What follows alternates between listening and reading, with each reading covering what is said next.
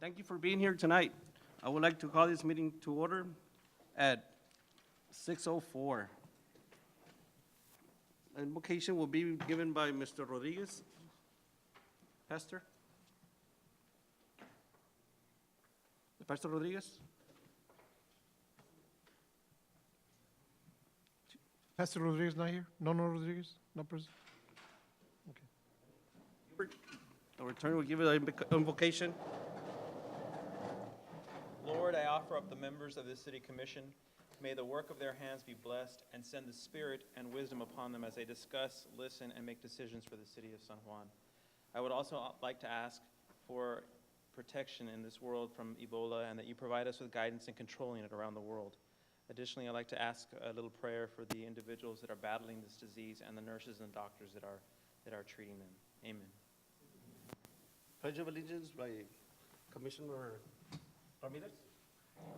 I pledge allegiance to the flag of the United States of America and to the republic for which it stands, one nation, under God, indivisible, with liberty and justice for all. Now we have public comments by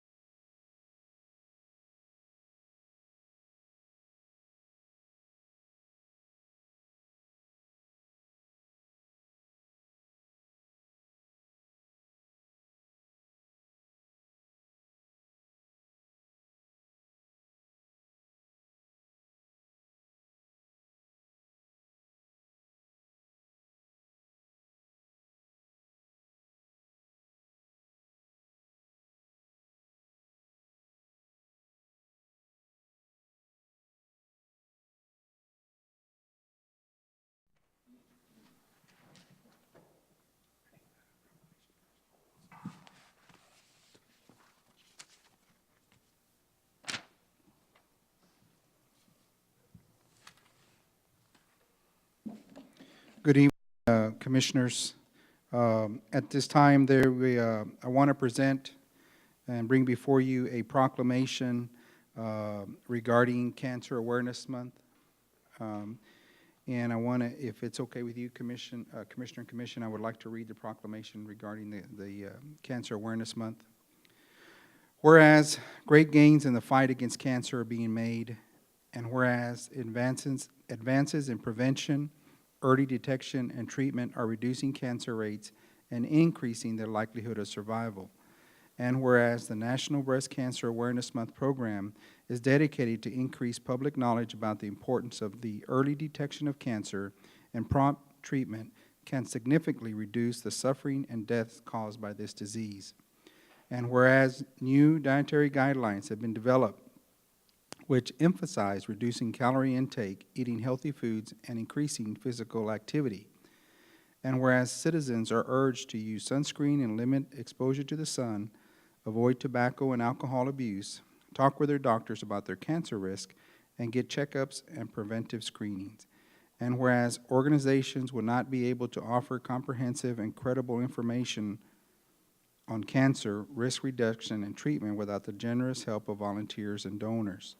So now, therefore, I the San Juan City Commission honor cancer survivors, support and encourage those living with cancer, and encourage our citizens to raise awareness about the prevention and control of cancer. Thank you, Commission. Item B, we're gonna table that, Mayor San Juanito's not here today, so we're gonna table that until the next meeting. C, Chief? Commissioners, presentation on Department 2 reports from different departments. The first department up do a presentation is from Parks and Recreation, Mr. Rene Jaime.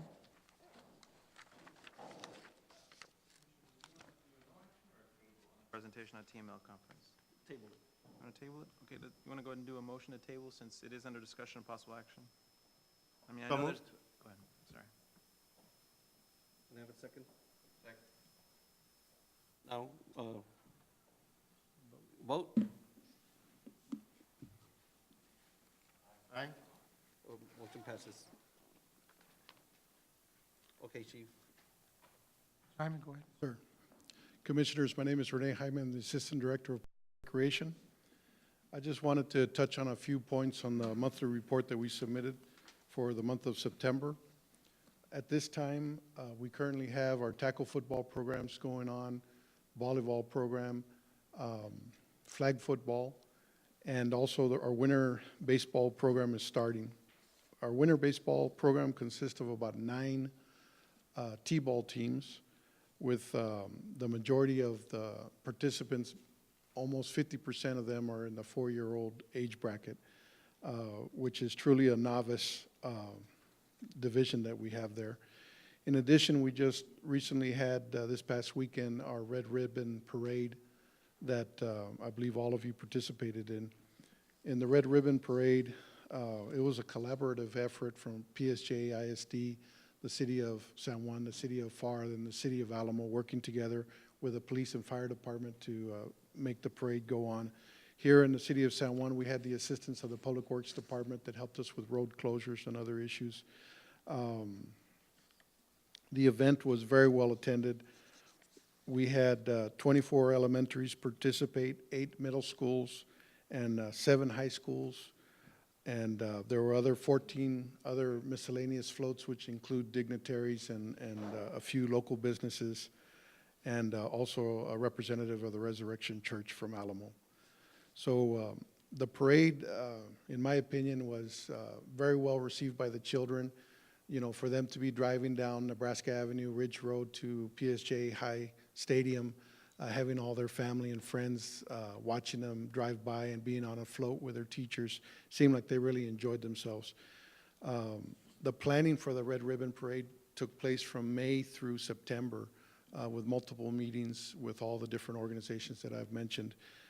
So it was a very fruitful event. Also, there were 2 bicycles that were awarded to students who had the best posters related to the theme of Red Ribbon, which was Love Yourself. It was trying to promote a drug-free lifestyle for children. And let me see. In addition to that, we have our some tackle football games and flag volleyball games that are starting this weekend. In addition, we are in the process of hiring our Parks and Recreation, recreational supervisor, and our events coordinator, and also some program assistants for our football program and our Winter League program. So, thank you. Yes, sir. In reference to the T-ball teams, I know there was concerns in reference to the select teams coming into the Parks and Rec. Did we ever Yes, sir. resolve that issue right there? Yes, sir. Well, it wasn't, I was confident that either direction that we went, there was going to be some people that would be dissatisfied. The concern there, like I said, we had almost 50% of our participants being in the 4-year-old bracket. In the past, the Winter League program has been more of a participation league, a developmental league. And I think truly when you're looking at 4-year-olds that have never played baseball before, that is a developmental league. There was one team that had all 6-year-olds, which is the highest age bracket in the division. From my understanding, most of those were had played in the All-Stars in the past. So there was different concerns that had come up. In the end, we decided not to allow that team to participate as a group, but we invited them to be absorbed into the other teams. There were some parents that did decide to do that, but there were others that decided not to. They wanted to stay together. So unfortunately, there were some people that were not satisfied with the end result, but there were concerns for safety. Having 4-year-olds out there competing against 6-year-olds, that was a concern. And when you're looking at your 4-year-old and the development of a 5-year-old and a 6-year-old, there can be a big difference at that age versus, 17, 18, and 19-year-old. There's a big difference at the younger ages. We resolved it the best we could, working with the city manager and the staff that we have on hand. Yes, sir, thank you. Copies of the schedules to me, please. Yes, sir, I will. Thank you. Next department will be Planning and Zoning Department, Commissioners. Mayor City, good evening. The City of San Juan Planning Department is busy processing subdivision plats, rezoning applications, applications for special and conditional use permits, applications for variances, and undertaking other duties as listed below. In your packet, you have the list of subdivisions that we're currently processing. We're not processing any conditional or special use permits right now. 2 rezoning applications that are on your agenda for this meeting.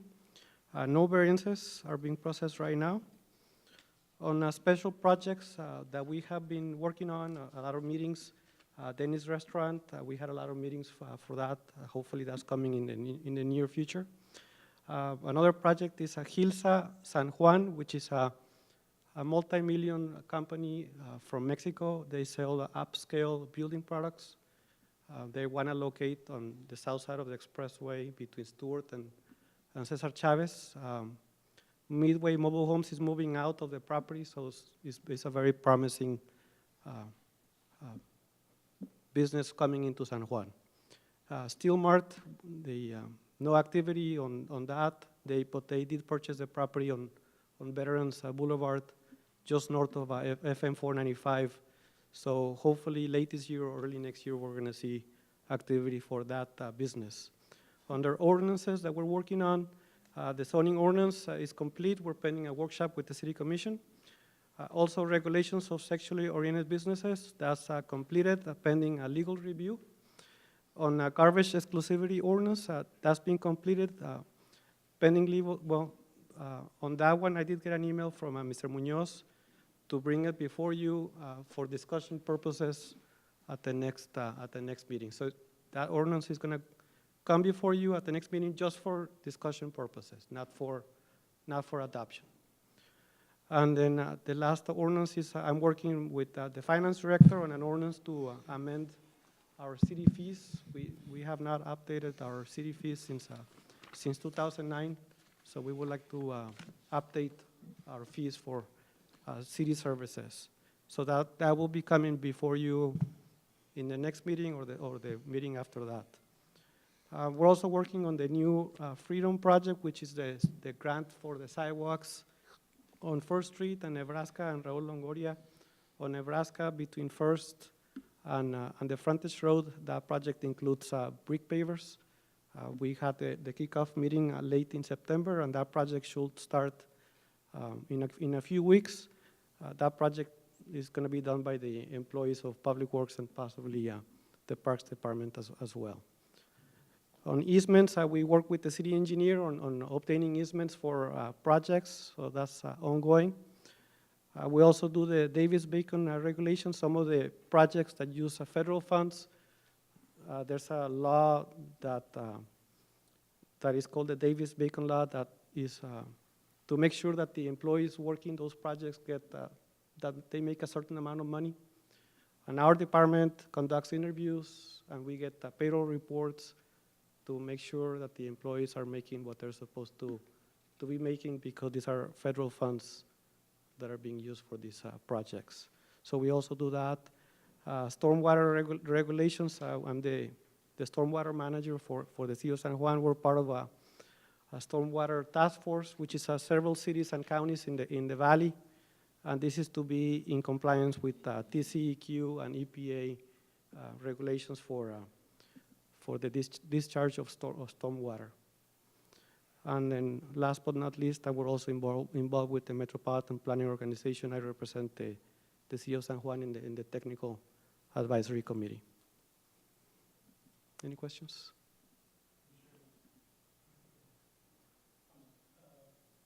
Very well, Chief.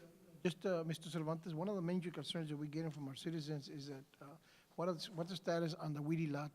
How we On doing the with the Weedy lot, maintenance of the weedy lot? the contractor has been working a lot recently. In the month of September, it rained a lot. It rained all month long, and the contractor cannot really work if the grass is wet. So finally, this month, it stopped raining where the contractor is able to do work.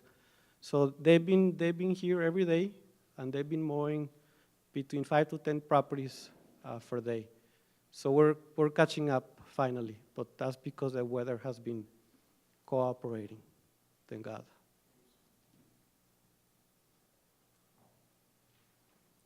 I just wanted to speak to Cervantes, and we thank him for his representation on the MPO Technical Advisory Committee, which is a very important one, particularly because they're the ones that make the recommendations to the full MPO for future road projects. And at the last meeting of the Technical Committee, I had the privilege of being there as well, and there's been an amendment to the MPO, or a recommendation, I should say, for an amendment to the MPO's master transportation plan.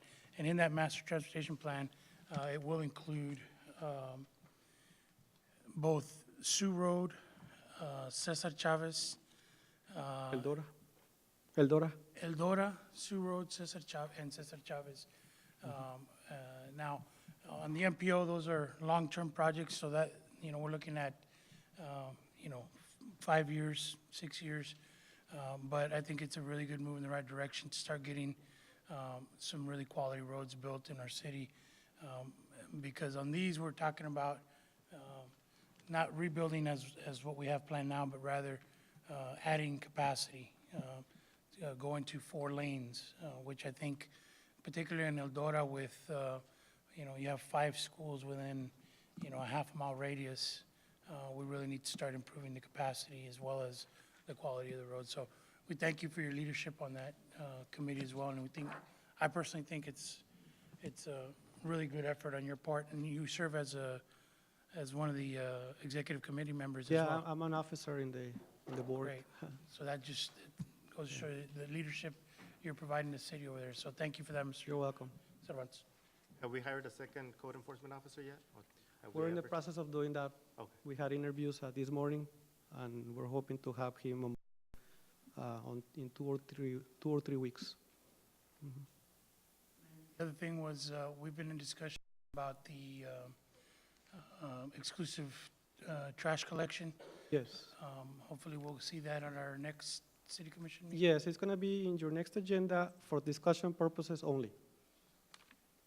Just to discuss it, not for adoption. And but that gets the ball rolling on getting the ordinance adopted. Yes. But that's Mr. Gonzalez. I just helped him put the ordinance together, but he's going to be presenting that. I don't do You're gonna garbage. Pass it off to He's the garbage. Yeah, I just write the ordinances, but he'll be presenting that. But I'll be here to help him.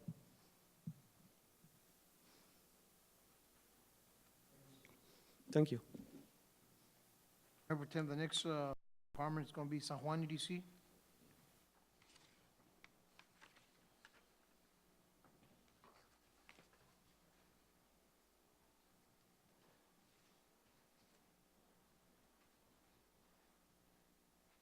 Good evening, City Manager. I think this is a great opportunity for the City Commission and the public to be able to know what's going on in the departments. Some exciting things going on in the EDC.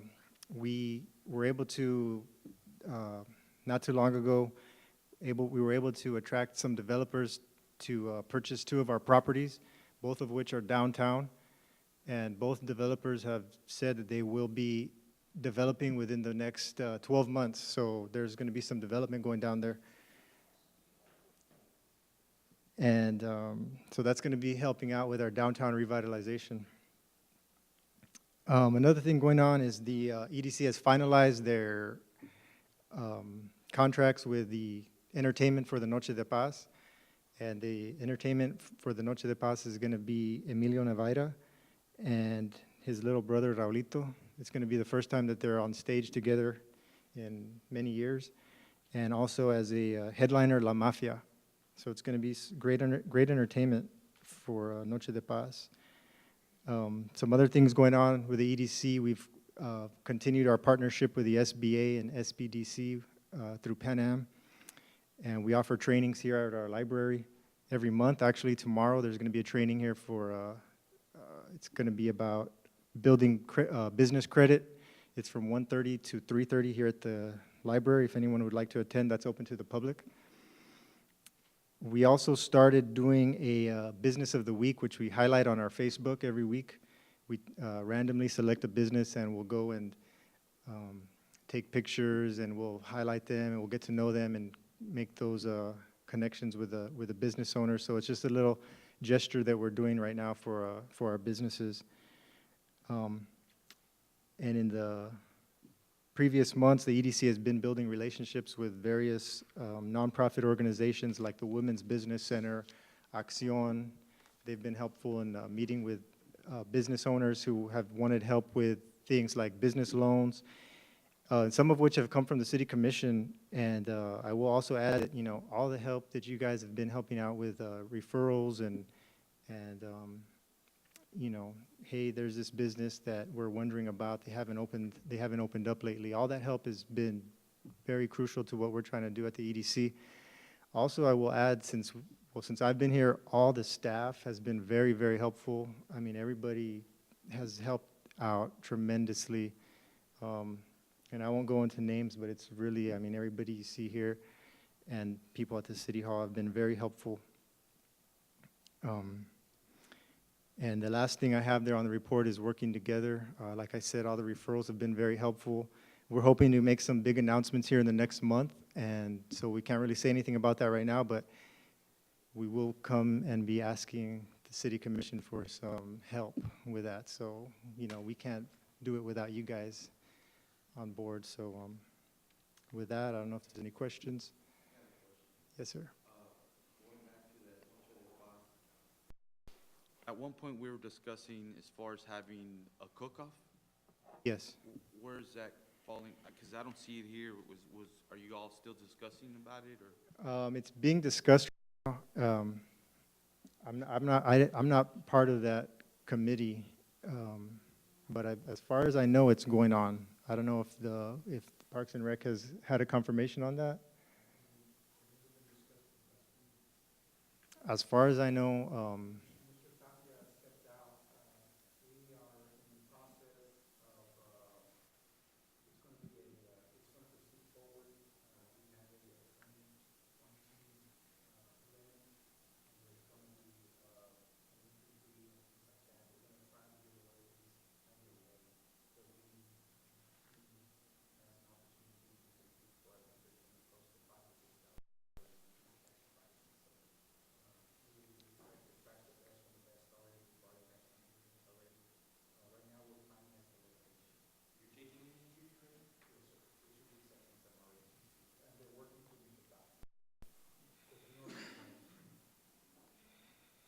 I understand it's going to be like a showdown, so. Thank you. Next department is going to be doing a presentation is San Juan Memorial Library. Mr. Steen?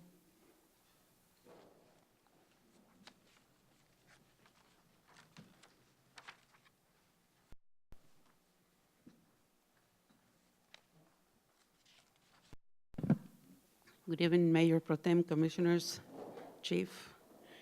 I have small presentation of the activities we have in the library.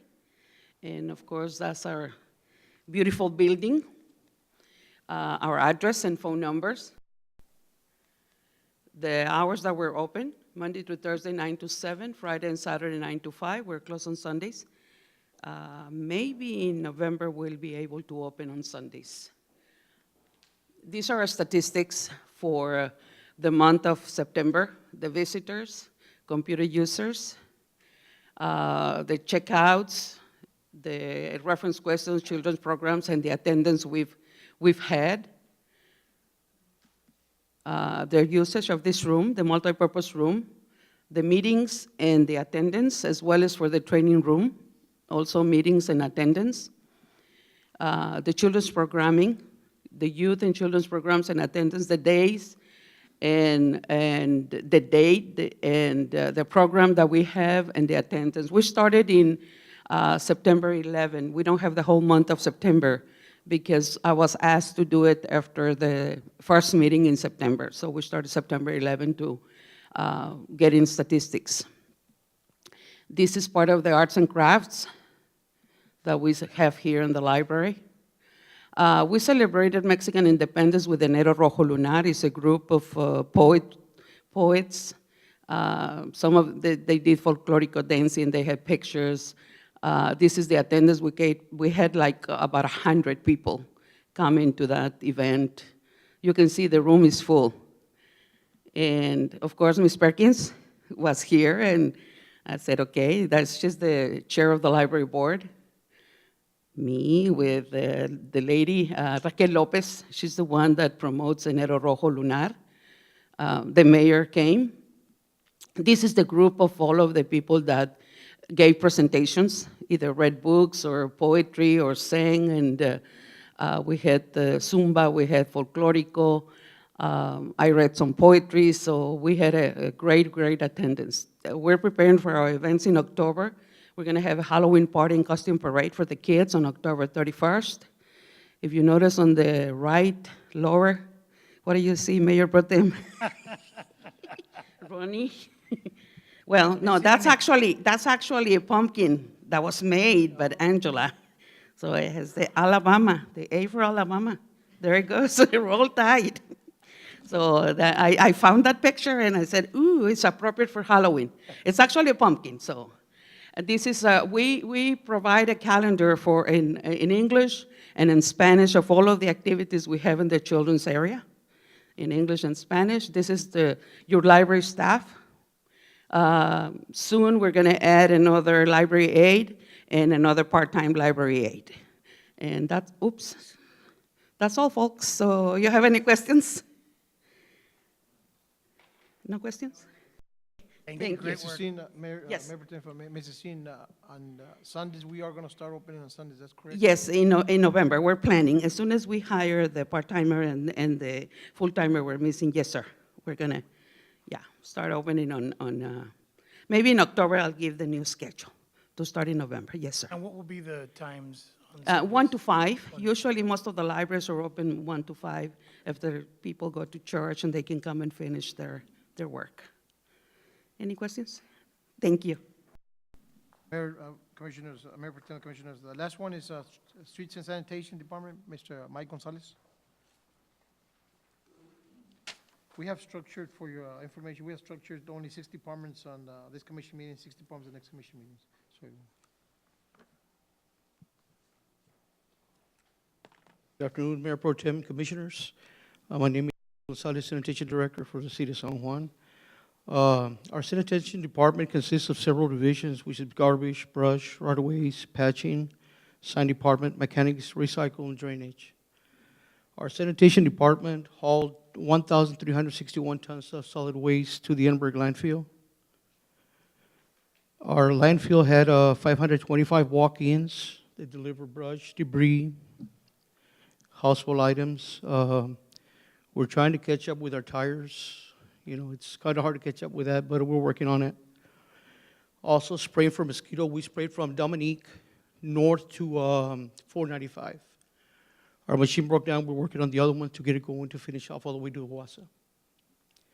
When do you expect that to be? within the next few days. Next few days, okay. Yes, sir. Our patching crew worked on East and West Nolana, North and South Cesar Chavez, Nebraska, Sioux Road, East and West Eldora, San Antonio, Sam Houston, Rich Road, and East Moore Road. And several other residential streets that we didn't log down here. They were called by complainants. Our recycle department hauled 24.23 tons of debris over to the Enberg landfill, and also 100 gallons of used oil. And our what we're trying to do, right, Eric and I are working to try to come up with, we have a lot of requests for 90-gallon containers by the residents. We're working on that. We've already ordered the containers. As soon as they get here, I will come before you for approval to move on that, and it'll be more revenue to our city. Also, our recycling department recycled 1.97 tons of waste paper, which brought in $180.71. They recycled 710 pounds of newspaper, which brought in $57. On waste oil, we recycled 100 gallons of used oil, brought in $75. The cardboard that we haul from the schools, we hauled in 17.18 tons of cardboard, which brought in $1,340.11. And they also recycled 1.312 tons of metal, which brought in $236.60, which brought in a total revenue in September of $1,888.98. Also, our mechanics worked on 70 work orders. Our mechanics do the fleet for all the city, and they did 70 work orders in the month of September. This includes all vehicles and emergency vehicles for the city. Are there any questions?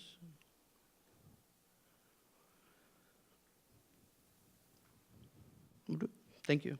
Mike, real quick, on the alleyways, I know that you've been working on trying to clean up the alleyways from a lot of different areas. Do you already have a plan of action as to what areas you're going to work at? Yes, sir. Within the next few days, Chief, I will be presenting before a plan of action for approval, which will help us respond a lot faster to all the areas. We're going to have people working on each quadrant. They will not deviate from those areas, and we're going to be responsible for those areas. That way, we'll concentrate on all the issues throughout the city, and we can respond very quick. But it'll be before you within the next few days, Chief. Thank you. One more thing, Mike. Yes, sir. As far as presentations, school presentations on recycling, have you all made a schedule for that? Yes, Eric and I are working on it. Eric has done most of the work. He's very familiar with recycling, and we've gotten together, and we have a plan. And as a matter of fact, I have some of the information here. But like I said, it's just preliminary right now, and it will come before you for approval. Thank you. That's all, Mayor. Is that all for the presentations? Okay.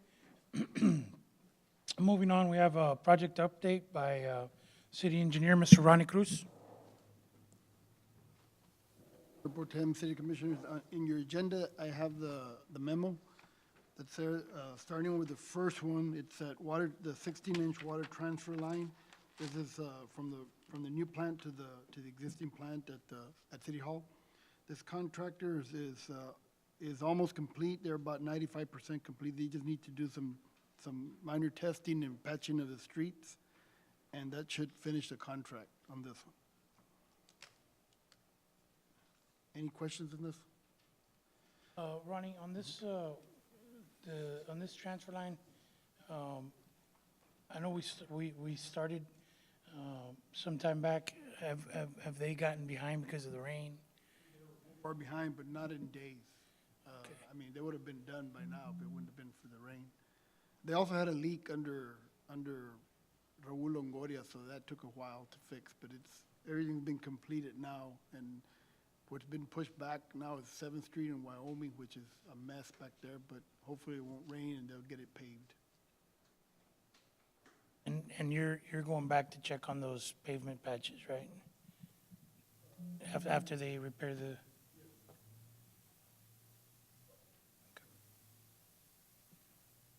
Next item is lowering of the canals. Now, if you want, I can wait for this one, for item on bids and contractuals. We're going to talk about the change order, number E. okay? If we want, we can wait to discuss And you'll that do one. the update on that, that's fine. Is that all right with everybody? Next one is a 3.5 million gallon per day water treatment plant, the expansion. The contractor sort of started with they're starting a little slow. We've gotten some submittals in, but they haven't really got after it out there. But to date, they've had 89 days charged to the 600 calendar days for substantial completion and 660 for final completion. So they say it's still on schedule, but we're trying to get them to get going out there. But we have some submittals which need to be approved before they order some of the materials Approved by, by us. and you'll have that, I guess, next commission meeting? Well, they're just material submittals. Oh, okay. So You guys approve. you're gonna Yeah, we approve it, approve. not the commission? No, not the committee, Oh, we Okay. approve. I was saying, the if type it of takes materials- commission action, we need to No. make sure we, okay. good We deal. approve. Any questions on that one? The next one is the street project. As you know, the contractor is actually completed. We have a little issue in Chaparral and Iowa, which they're gonna take care of. And we have a final walkthrough schedule for this Thursday. And pending are all the closeout documents, warranty papers, release of liens, and any minor work that needs to be done. And we're gonna walk it with, go up with staff to look at the project. Is that issue that you're talking about on Chaparral, does that have to do with the ponding? Okay. We discussed it today with the contractor. He's gonna put an inlet there and try to get that low spot and fix the pavement. We're gonna repave that intersection, or that on the east side of Chaparral. That's the one you're talking about, right? Right, Yeah. correct. I guess the biggest thing on that is that we'd also talked that possibly there's issues underground as well in the pipe, the debris and Oh, all. no, that's citrus. Okay, so that was Citrus, not Chaparral. And that's still an issue. On Chaparral, it was just a lack of a Yeah, inlet. it's just, we're gonna add a little inlet there. Actually, he's gonna come up with something to take care of that ponding there. But we still have, No, citrus is still an issue. That's gonna, until we have some kind of plan of action to take care of that, we're gonna have an issue because those pipes are plugged. I mean, did we ever make a list of the projects? I know that I got separate reports, but I kind of wanted them all together, so have y'all met to discuss that? And by you all, I mean Fire Chief, Mike, yourself, Chief, and you, Ronnie, so that we can get one master list of what needs attention? I submitted a list of 3 or 4 projects. I didn't know there was another list. I think, Mike, you sent one as well, didn't you? That had some of the things that you had. Okay.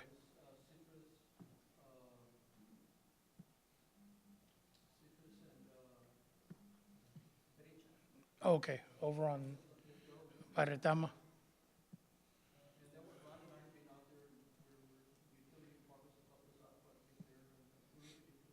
Okay. We looked at all the areas. The report, I stated what we did. We didn't solve a lot of issues if you looked at it, but we found out there is issues. And we really need to look at it. And the master plan that we did several years ago for the drainage, it took care of brecha. We knew there was an issue there. And it's gonna continue. If you look at it, that pipe carries about 100 acres of land that is draining. So that ain't gonna go away. We're gonna have issues there. And that was an issue of the capacity of the Capacity retention pond. and the pipe's actually under the flow line of the ditch when it goes into the ditch. So that's still gonna be there. Now, we need to look at it when it dries, that holding pond that's there on the east side of Brecha, where by that Guadalupe Street, There's a holding pond there, and we don't know how it works. There's two pipes going in it, one pipe leaving, and I don't know who owns that vacant lot with two ponds in it. If you go out there, you can see it. The grass is higher than I am right now, but when we cut it, we can maybe see exactly what's going on in there. It may be a retention, it may be a detention. Looks like there's an exit pipe, but it's the same 18-inch pipe which has all that. Because it could be just another, Well, it looks like there's one in, one out, I think. or maybe two in. Because I think the last time that I went out there, just by looking at the ponding that was there, I didn't see anything going out, I just saw everything coming in. But that could be because, as you're saying, It was that backed up. it was backed up, and so it was sending back, so. All right, well, let's make sure that we come up with an action plan on that, and I think it's important that the four of you be working on that together, because you're each handling a different portion of that issue. And then when it becomes a problem, like when it rains, then that's when we're wondering what could we have done? And so let's just make sure that we're working together on that. And as soon as we have one master list, I'd like to take a look at it so that we can present it to the whole commission.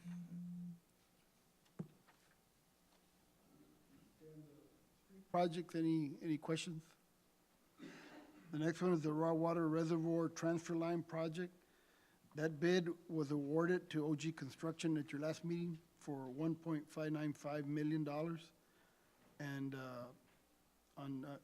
in September, we have a pre-construction meeting scheduled for this Thursday, October 16th, to begin the project. So the contracts are ready to be signed, and we're ready to start as soon as they are. This is a raw water line from reservoir to reservoir, or from one reservoir to the new plant. Any questions on this? Okay, lowering of the canal and Sioux Road, this is an urban county project. The engineer was Half and Associates. Low bid was $415,987 to Texas Cordia, which is the same one that's doing the other two.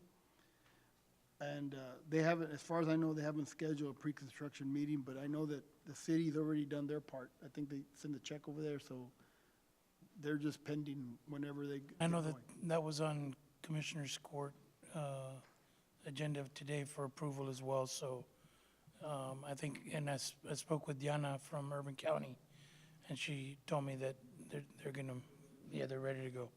So they should start construction. But we'll start, I'm sure they're gonna have a pre-construction meeting pretty Right. soon, so we'll know at that point when they're gonna start. Good deal. The next one is the construction of the water and sanitary sewer lines along the north side of the expressway. That project is out for bids. It's been advertised last Wednesday, and this Wednesday will be again in the advance. Pre-bid conference is scheduled for October the 21st, and we'll be receiving the bids on October the 28th. Now, this is the one that's looping the 12-inch water line around from the Mercedes-Benz on the south side to the north side, and sewer lines along the expressway from future Retama west towards the Mercedes-Benz. And it also has the selective alternate, what we call it, which is the part of the EDC, which is the Minnesota Road and Raul Longoria sewer line. It's also included in this as a selective alternate. Any questions on that one? The last one is the EDAP project, which is the first-time connections. I included the same schedule as last time as an attachment. Basically, that schedule is still correct. As of right now, we're still on some of the environmentals and some of the category A's and B's. I think category A has been completed. Category B is being done right now. But we work with Water Development Board schedule on this one. We started the designs, that is. We've jumped because they take so long to do some of these reviews. So we're starting anyway.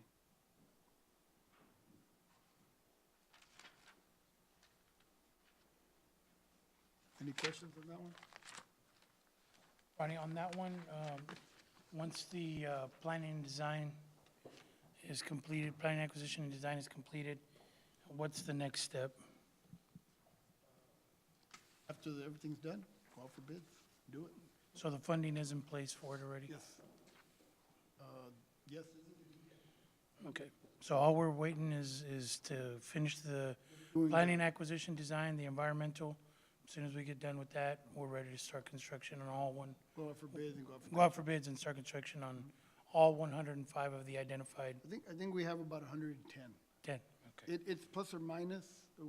Myself and the Water Development Board went and rode the whole area, and in fact, there's some new homes, then there's some that's been taken out, so it's gonna be plus or minus once the actual designs are I done. think some of them are going to be serviced by this line that you just mentioned on the north Well, side?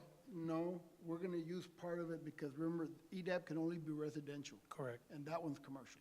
Right, right, but that commercial line is going to be able to Yes, we're gonna have extend it, residential tie into it. right, right. That's great. I mean, we've had, you know, city residents, you know, for 30, 40 years without sewer connection. So I think it's going to be a great move forward. Some of the areas that need sewer are some of these trailer parks, and they're in real bad shape. I know the chief and I went and came on, and they're in bad shape. The water and the board will do it. They'll give you one connection for the whole park. We even took, when we went, we did it, When the Water Development Board, Ms. Jackson. explained to them, it's not right. That's all we can do. Some on Sioux Road and one on, both of them, Sioux Road. Some trailer parks, one of the things for Ruben Boyd where there's this bad area, we can't get sewer.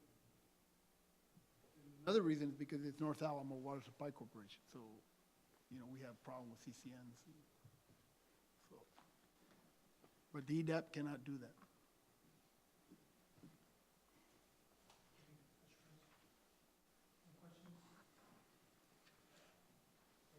We'll move on. Again, thank you, Mr. Cruz, for your work and for that report. At this time, we'll move on to Section 3A, Public Hearings and Ordinances. And I would like to I'd like to open public hearing at 6:52. And this reads, hold a public hearing and consider an ordinance for the rezoning request for single-family residence district to light industrial district for the property legally described as the east 500 feet of a 12.92 acre tract of land forming a part of Lot 49, Stewart Addition on the Conway Gardens San Juan subdivision, located 1,280 feet south of Dicker Road along the west side of Stewart Road, as requested by Mr. Saul Maldonado. Mr. Cervantes? Yes, Mr. Maldonado is proposing to rezone a 5.0 acre tract of land into a light industrial district in order to build a cold storage facility for produce in the property. It is noted that part of the property is located inside the city limits of San Juan, and the rest is in far ETJ area. The property is located in Military Highway Water Supply Corporation, CCN. There is no sanitary sewer in the area, so the project will require a septic tank system to take care of the property. The owner is required to subdivide the property in order to undertake any improvements to the area. It is also noted that in 2011, the city of San Juan approved the rezoning from single-family residence district to light industrial district of 11.18 acres along the south side of Dicker Road, west of Stewart Road, where a warehouse and cold storage facility were built. Because of the future toll road that will be constructed in the area, the proposed zoning appears to be in line with the industrial uses that will use the future toll road to transport goods. A public hearing was held on this request by the Planning and Zoning Commission on October 2nd, 2014. The board unanimously recommended approval during their meeting. As I mentioned, this is a public hearing, and at this time, we'll take comments from anyone in attendance for or against this project. If there's anyone here for or against the rezoning request, you may come forward. Commission, if anyone has any comments on this? The only thing I will mention is that I think that as Mr. Cervantes mentioned, this is going to be, for all intents and purposes, our industrial area. We're going to have an industrial park in this area without having to invest in what most cities have to, because this is naturally becoming an area where warehouses, particularly that are bringing vegetables and fruits from Mexico, will be coming in. They'll be unloading here all in this area, and then we'll eventually get on what will be the IBTC, the International Bridge Trade Corridor.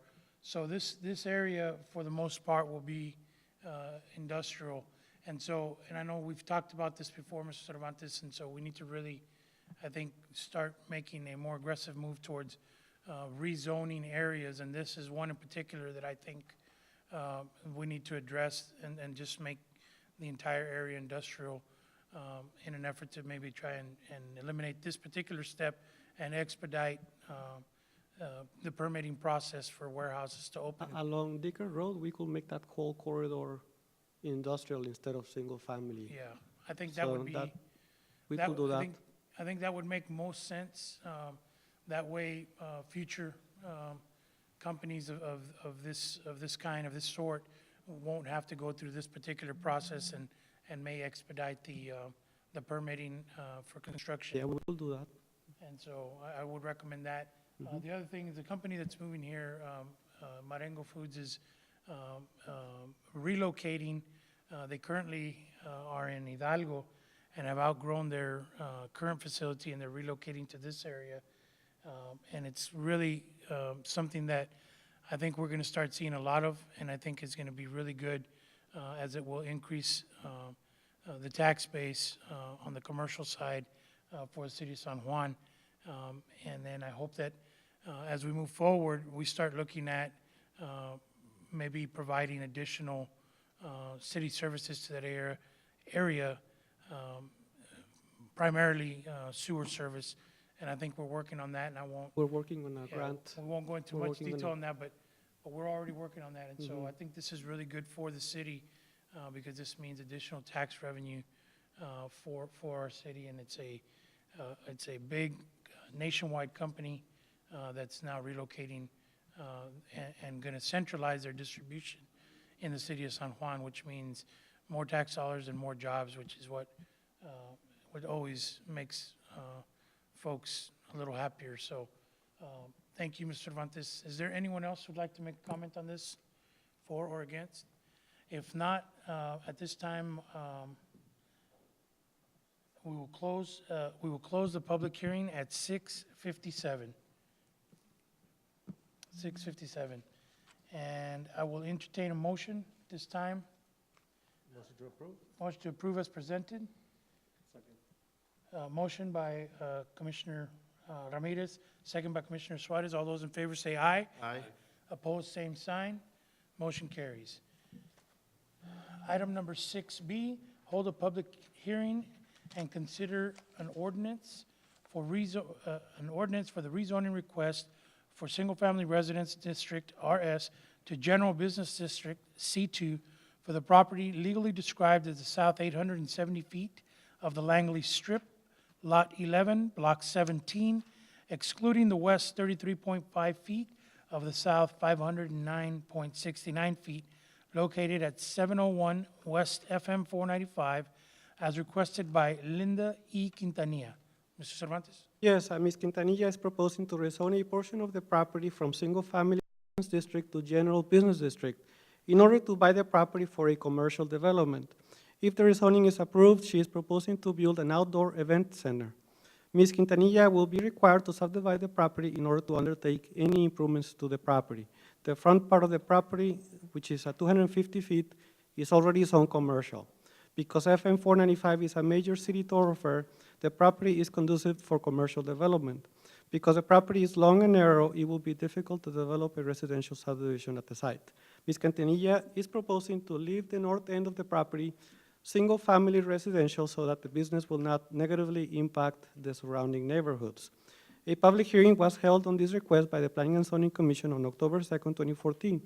Two surrounding property owners spoke against the rezoning request during the public hearing, citing issues with noise and other issues related to the proposed business. During their meeting, the Planning and Zoning Commission, based on the concerns of the surrounding property owners, voted denial on the rezoning request. As mentioned, this is a public hearing, and at this time, we'll take comments from anyone in the public for or against. I'm sorry. Open the public hearing at 7 p.m. Buenas noches, señores Buenas comisionados, noches. gracias por escucharme. Disculpe darle espalda. Ante todo, yo respeto las opiniones que ha expresado el vecino del terreno que deseó comprar, está en todo su derecho, ¿verdad? Pero yo también tengo derechos. Yo no vengo a hablar de cuestiones técnicas porque esas ustedes las saben mejor que yo. Lo que quiero decir aquí y exponer ante ustedes es que nos quejamos todos los días de que la nación está en una recesión económica, que no avanzamos. Y esto está saliendo, gracias a Dios, en base a las inversiones en los bienes inmuebles. Lo que un inversionista como yo puede hacer al venir aquí e invertir en un negocio que no sé que si va a funcionar o no. Tengo uno ahorita donde yo pago unos impuestos anuales de casi $15,000 y los he estado pagando, los voy a seguir pagando. Es un granito de arena que no aporta nada tal vez a la prosperidad de Estados Unidos, pero 1,000 granitos de arena, 2,000 granitos de arena a lo largo del país hacen algo. Entonces la gran responsabilidad de ustedes como comisionados es proteger los bienes que el señor tiene derecho de expresar, el que el señor tiene derecho a estar en eso, pero también cuidar el progreso de la ciudad. Decir una vez sí no pasa nada, decir 2,000 veces sí a lo largo del país dice mucho. Decir una vez no a lo que proponemos ahorita no va a pasar nada, no se altera nada. Decir a lo largo del país 2,000 veces no ya pesa algo. Porque, ¿qué va a pasar si en 5 años o en 3 o en 2 no se vende ahorita y en 6 años se vuelve a proponer y a lo mejor se pone en el negocio y el señor tampoco le gusta? Y se vuelve a quedar así. Otros 5 años y al señor no le gusta y se vuelve a quedar así y el terreno será baldío, baldío, baldío y el progreso no se puede detener, tarde o temprano se va a hacer, lo único que vamos a hacer es perder tiempo, ¿verdad?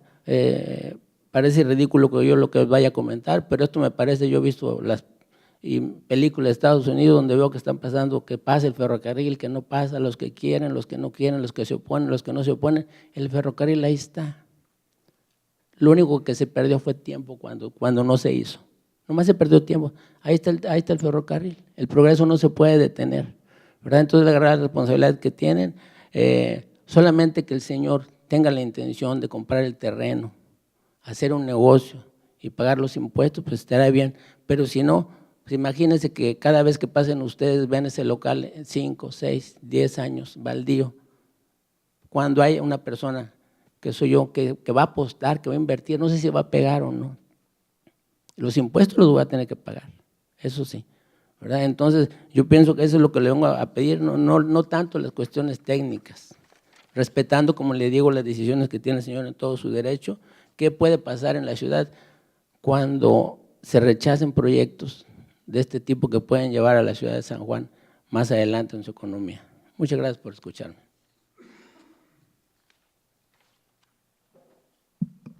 Gracias. Anyone else like to comment for or against this item?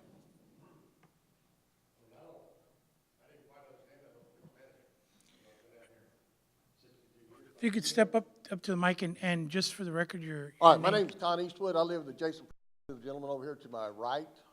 I'm not really sure what was said. I don't understand Spanish. The main reason on that deal there, I think it's rejected. Main reason because of the noise. I mean, I'm getting close to retirement years. I don't care to live next to a jukebox. The trash I'd have to pick up, so, you know, that's the reason I did it on that deal there. There, I'm trying to understand this just for clarification, Mr. Fuentes. The first was it 400 feet are already commercial? The first 250 are already commercial.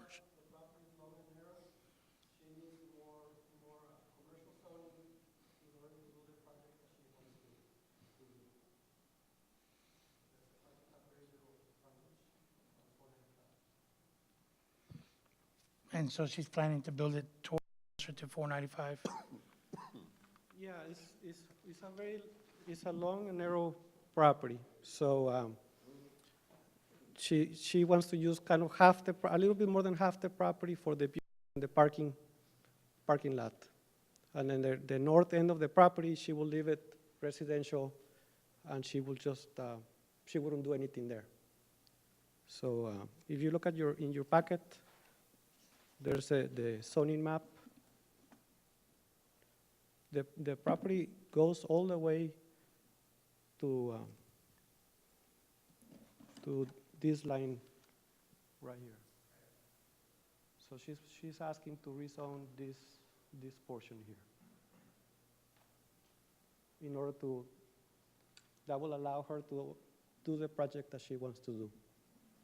So if she doesn't get the zoning, she will not purchase the property for the project. Because right now she has a contract. The contract is contingent on the zoning. Now, is it necessary for her to build that? I mean, I guess what I'm trying, if she were to build to the further north end of the property, maybe it wouldn't be as much of a noise issue for Mr. Eastwood. That And is as what- far as the yes. cleanup is concerned, That's the biggest thing, sir, the trash I have to contend with. I have housing on two sides of it right now.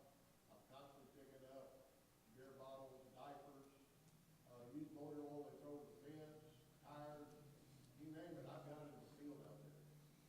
And I have to contend with it now on Creekside, and it's getting too much. yeah. I think the difference here, and correct me if I'm wrong, if we were to allow this type of establishment, they have to have a conditional use permit. For the alcohol, yes, but not for the Entertainment center. not for the building. If in the Well, if in the it's going to be future, an event center yes. where they're going to have live music, they would need to have one, wouldn't they? No, it's just for the alcohol. Yes. Vasquez? Would spot zoning be an issue here?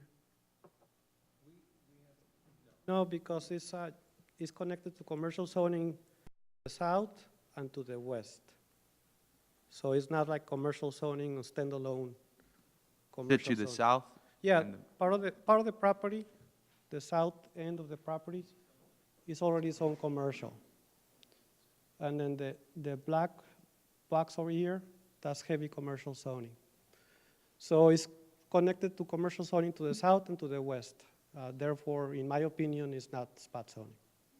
If you have a red box in the middle of single-family residential all around, yes, it will be spot zoning. But in this case, in my opinion, no. That is correct. I mean, and I'm looking at, we have some documents that Mr. Sedano and I have gone over.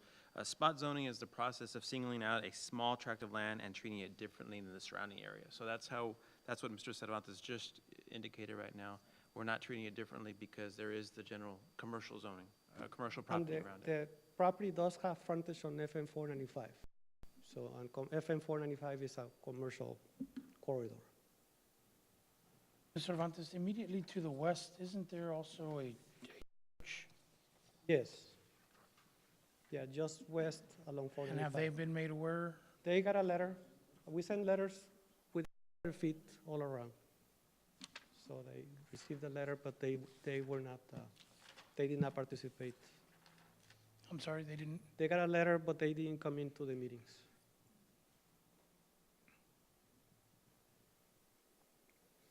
I think the issue here is that if she was, or, you know, if Ms. Quintanilla was building this right on the frontage, we wouldn't be having this conversation. No, but she will be required a parking lot, and the parking lot will have to be in the remaining property. So she needs the commercial zoning because of the parking requirements.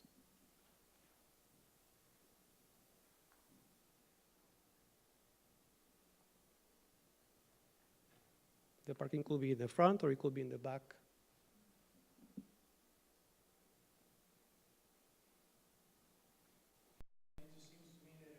Trash is an issue. I mean, we would have to go through citation process. Yeah, code enforcement will get involved. Yeah, absolutely. This is your time to say so. I've had the police department come out numerous times. In fact, this gentleman sitting right here, Mr. Gonzalez, and I've had a couple of times to say the trash deal. There's nothing they can do because the beer bottles and the diapers don't have a name attached to it. Even though they come out behind that house, they say, well, that's it. Then the last officer that come out there told me I needed to talk to the zoning guys, have them come out there. So they went out there.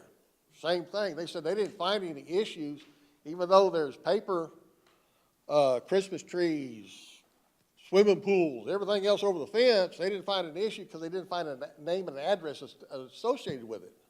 So that part right there, to me, is just like providing lip service. Yeah, we're going to do this here. In actuality, check it off and good to go. That's not how it works in the real life. I've seen this out here. I'm dealing with it. You ought to see the amount of oil I have dumped on the property. The amount of trash that the city of San Juan says they have trash pickups and go pick it up. They never put it out in front. They cut the limbs off their trees and they throw them over in the fence into the field. I got cactus, I got rubber plants, I got yucca plants. You name it, I've got everything in that field out there from over the fence. But yet when you confront the neighbors, oh, it's not mine, even though it's right behind their house. So that deal there, what you just mentioned, it doesn't fly. I've seen it too many times, it does not work.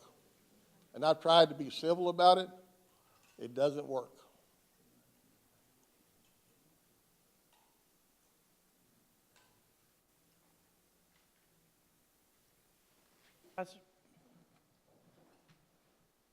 Buenas noches. Bueno, su Si el nombre. como el problema yo veo que... Su- Mi nombre es Linda Quintanilla. El problema yo veo mucho con lo del señor que sería por el ruido, la basura. Entonces, yo me comprometo por medio de un contrato para... O sea, nosotros nos hacemos responsables de la basura que se le genere a él en su propiedad. Y lo podemos hacer por medio de un contrato para que no piense él que nos vamos a hacer para atrás ya hecho o aprobado.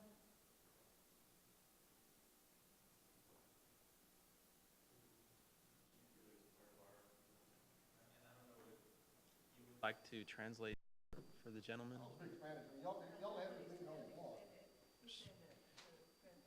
What she's saying is that she's willing to enter into a contract to pick up the trash and to take care of the loud music. We just responded that the city cannot agree, we don't have the authority to do that for our zoning. We cannot, that's called contract zoning, so that would be against the law for us. But if she wants to do that with you, that's something else. If she wants to enter a separate contract with you. But I'm simply translating what she said for you. Ya le dije.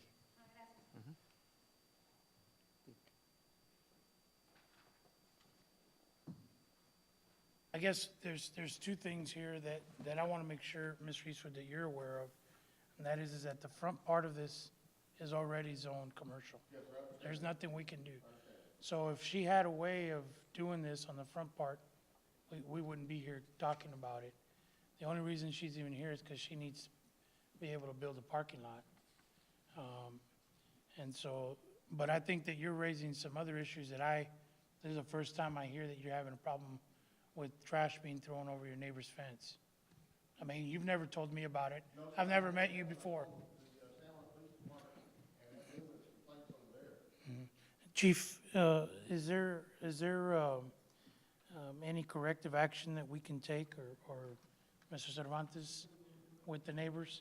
I mean, it just seems that if they're generating this trash and they're just throwing it over the fence, there has to be something we can do, because there is no access to that field any other way except through that residential property. And so, I mean, there's got to be some enforcement that we should be able to do, particularly if they're dumping oil. How about a fence? You know, we can approve it with a That's what I'm fence. saying, they have a fence. They're throwing everything over the fence. Yeah, you're not gonna be able to regulate the trash. Up there in front of the nursery's at, the amount of paper that comes out of people's cars is unreal. And that's where I wind up with diapers out there. I mean, I'm 63 years old, I don't have a kid, but I wind up with 8 diapers out there, and it's, guys, let me tell you, it's very unpleasant when you're working at the facility. And I'm sorry, Mr. Israel, can you come just because we got to be able to put this on the record? Okay. Up there in front of the property up there, the zone commercial up there, that's have all the trash and stuff. I mean, we can put fences up, we can do all sorts of things, but if people don't own what is theirs, those fences is just a waste of time and money. People need to step up to what they actually own. If they own the property right there, they need to take time to police the area up. Don't allow me to do it. I mean, it seems like right now that I'm the caretaker on the perimeter of my property. One time, a long time ago, the trees back there in the back, they threw them all over, so I taken the tractor and pushed them up in front of, up there of the field. It stayed there for a long time because the city of San Juan did not want to pick them up because they thought it was illegal dumping there because there's no house around there. Until I finally called the city and explained to them, hey, that's from off the property, but it's off the east side. Then they finally went out there during their normal trash pickup and picked up the brush and got rid of it.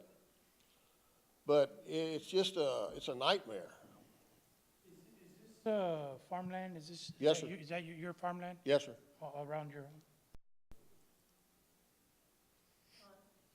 Tell them about the water lines, having access to the. Yeah, I mean, at the property right here, there's irrigation lines under there. So, I mean, if you put a fence up across the property, when I irrigate the back half, I've got to have access to a gate right here. So, I don't want to climb over a ladder and go over there and open it up. They'd have to allow access to that. You know. Other than you having to get a ladder. Yeah, I And don't want to do that. They would have to grant you access to that. Right. But it's just, the biggest thing is, if everybody would take ownership and the responsibility to clean up their own mess, you know, I would talk about it. But what I've seen here lately, nobody really wants to do it, you know. Hell, I've lived in this town since I was 2. I've seen a lot of changes in this town. But the biggest thing I see is that nobody wants the responsibility of cleaning up their own mess that they create. They want somebody else to do it. Once we get out of that mindset, we'll be good to go. But we're going to have to convince these people somehow or another. I don't know how to do it. I mean, I talked to several of them over there, and it's like talking to that wall right there. You know, so I don't know. That's all I have to say. Thank y'all.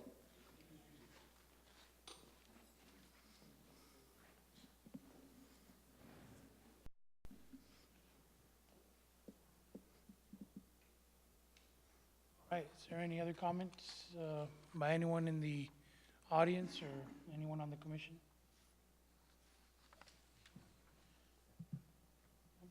At this time, I'd like to close the public hearing at 7:17.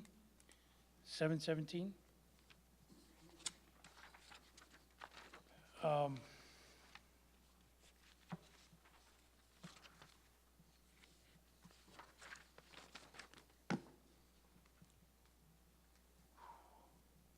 All right. Well, we've heard from both sides at this point, and I think that Mr. Eastwood has some valid concerns, particularly regarding the trash, but I think they're secondary to the issue. I think they're primary in what we need to be doing as far as code enforcement is concerned, and as far as policing the trash that's being generated. At the very least, we need to put the property owners on notice. Mr. Eastwood, you said these are rental properties next to you? So the house over there? No, well, they might be rental, because I tell you what, there's one house over there, they got new renters in that thing every time you turn around. Okay. You see a lot of weird stuff over there. So that's potentially the problem as well. So I think we need to definitely put the property owners on notice, and we definitely need to step up code enforcement on the trash collection, regardless of what's decided here tonight on this. But I guess at this point, if there's no other comment, I'll entertain a motion. I'll entertain a motion for the issue before us from anyone on the commission. And that's for the rezoning. For the rezoning, yes, the rezoning of the single-family residential to general business district. And I second it. I would hate to penalize a business coming in because we as a city aren't doing our job. So I'm gonna go ahead and second that. Okay, we have a motion by Commissioner Eddie Suarez, second by Commissioner Jesse Ramirez, in favor of approving the zoning change. All those in favor say aye. Aye. Aye. Opposed, same sign. Motion carries unanimously. Mr. Eastwood, what I will tell you is that I will be meeting with both our code enforcement and the families as well, the property owners rather. I hear you, but what I said earlier, before you go to provide lip service, you're gonna tell me what I wanna hear. I have no, once I walk out of here, that'll be the last time I even speak with you, last time I even see what City San Juan on anything at all. Because I guarantee you all do not follow up what goes on. Well, I can guarantee you, sir, I'm gonna have noise with the music going on, I'm gonna have the trash, I'm gonna have everything else. well, we do have a noise ordinance, and Out of the house at 11 o'clock at night, they're playing boo-boxes across the street over there. and And they're allowed to play that until midnight. and we do have a noise ordinance, and I can assure you, sir, that you don't know me, so you can't say you guarantee that I won't follow through, and so I take exception with that comment, but I can assure you that I will follow up on what I am saying here today, and you can count on that. And I'll make sure myself, personally, to go out there. San Juan has not been very good as far as following up, not doing anything, so they always throw it back on me that I have to go. And it seems also like this has been an issue that is recent This is ongoing. for It's been 20 years, 30 years, 70 years? 7 years. 7 years. Okay. Yes, sir, I'm constantly picking up the trash. I guess I'm a caretaker because y'all don't provide service for the guys that put the trash in the trash can. And so now I'm gonna be caretakers, these people over here to take up their trash and throw it over there. Well, A tire on a tractor, sir, costs $2,400. You go to Santos down here and get a tire, have them come in, time to get it mounted, the tube and the tire, put it on there, is $2,400. A beer bottle neck, once they break them and throw over there in the field, I can cut that core out my sidewall, I've lost it. You know, I mean, it's ridiculous. You all do what you want to. But I guarantee this is, you know, I knew how it was gonna end anyway. well, what I could tell you, well, I don't know that you could have known that, but what I will say is that I will follow through, and you can count on that. And Thank you. okay, moving on to item C. It says reconsideration of a conditional, is that the correct? Reconsideration of a conditional use permit to operate a portable food concession stand at property located at 232 East US Business 83, legally described as Lot 1, Block B, lettered block subdivisions as requested by Jose O. Maruquin. Yes, at the last city commission meeting, which was September 23rd, a public hearing was held on this request. The city commission denied the applicant's request based on the fact that the proposed restroom facility is going to be inside the liquor store. Since Mr. Marroquin was not present during the public hearing, he is asking for reconsideration of the application, and there's some different circumstances now with this application. Just to remind you, during their September 4 meeting, the Planning and Zoning Commission recommended approval with a 6-0 vote of the conditional use permit contingent on the paving requirements and with the condition that the hours of operation coincide with the liquor store's hours of operation, or Mr. Marroquin show proof of having access to the store's restrooms by having a key to the liquor store. The new developments is that, and I just learned that today, there's a separate restroom in that building that is not part of the liquor store, that Mr. Marroquin will have a key. So there is a separate restroom facility available for the business. That Mr. Marroquin is here in case you have questions for him. But he had to leave at the last meeting. He had an emergency, so he's asking for a reconsideration. I think one of the other issues that we had, and correct me if I'm wrong, was the accessibility of the bathroom by handicap. No, they're not accessible. They're not because it's an old building. You have to, there's a flight of stairs that you have to take. So they, Oh, so it's in the building adjacent? no, it's or- in the same building as Right. a liquor store. It's another entrance Yeah. to the east, but you do have to take 5 or 6 steps to access the building. So therefore, the restrooms are not ADA accessible. But they will be available for the, That underage individual. because these restrooms are separate from the liquor store, they're totally separate, that will not be an issue anymore. That one right there. What kind of, he wants to sell, what kind of food? Tacos. He wants to specialize on early morning tacos. I think that was the other issue, is that the liquor store wouldn't be open at that time. Yes, but But now because, that he has access to the other portion of the building, and what is the other portion of the building used for presently? storage, la parte de más de lo que quería, pues, sí. Pasa. Lo utiliza el señor, el dueño de la licorería, como storage, pero tengo un pasillo para accesar al baño que estamos proponiendo. Y disculpen, la vez pasada no pude quedarme por una razón de emergencia, y era lo que yo venía a proponer porque ya sabíamos de las condiciones de que los niños y que la licorería no abría temprano.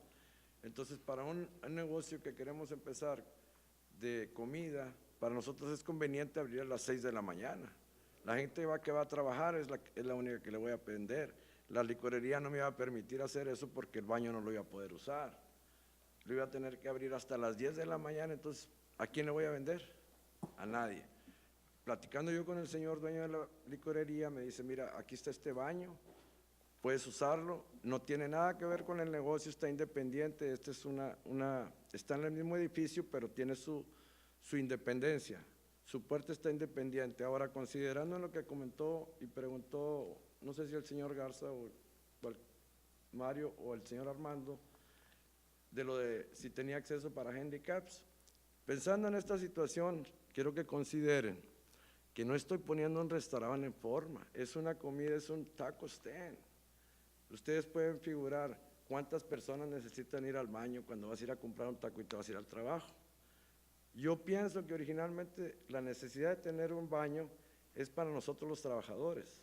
Me imagino yo cuántas personas, si hacemos una contabilidad de las personas que van a un baño cuando vas a comprar tacos, de 100, ¿cuántas personas van a necesitar el baño? ¿Cuántos son handicaps? Pónganse a pensar ustedes. ¿Necesitaríamos hacer un handicap aparte del gasto que tengo que hacer para poder abrir un negocio como ese? Que son $2,500 más o menos, porque la propiedad no es mía, me la están prestando. Estoy queriendo hacer un negocio en la ciudad de San Juan, estoy trayendo negocio a la ciudad de San Juan. Lo acaba de decir el señor. Si se opone la gente a hacer el progreso de la ciudad, ¿cómo quieres progresar? Al norte de la ciudad de San Juan está todo completo. En esta área ustedes saben dónde está la dirección. Entonces, ¿qué hago? Propongo lo que yo necesito, ustedes piensan, el señor Cervantes ya sabe dónde está el lugar. Si tengo que poner pavimento, lo pongo. Es caro, no es mi propiedad todavía. Necesitamos trabajar, necesitamos hacer algo, yo le voy a dar trabajo a 2 o 3 personas más, usted lo sabe. Ahora yo nomás lo dejo en las manos de ustedes. Yo ya me tardé 3, 4 meses en esta situación. La vez pasada no me pude quedar, yo pensaba que iba a funcionar esto porque ya me habían aprobado la primera vez, pero no sabía que la segunda vez tenía que comunicarles a ustedes esto. Si era necesario, ¿por qué? Por lo de la licorería. Ya se arregló lo de la licorería, ahora ustedes tienen la palabra.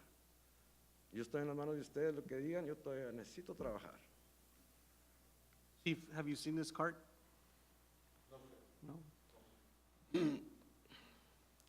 No lo ha visto porque nadie me ha comunicado que ya lo debe de ver. Yo lo tengo listo desde la primera vez que vine. How are we gonna approve something hasn't been approved?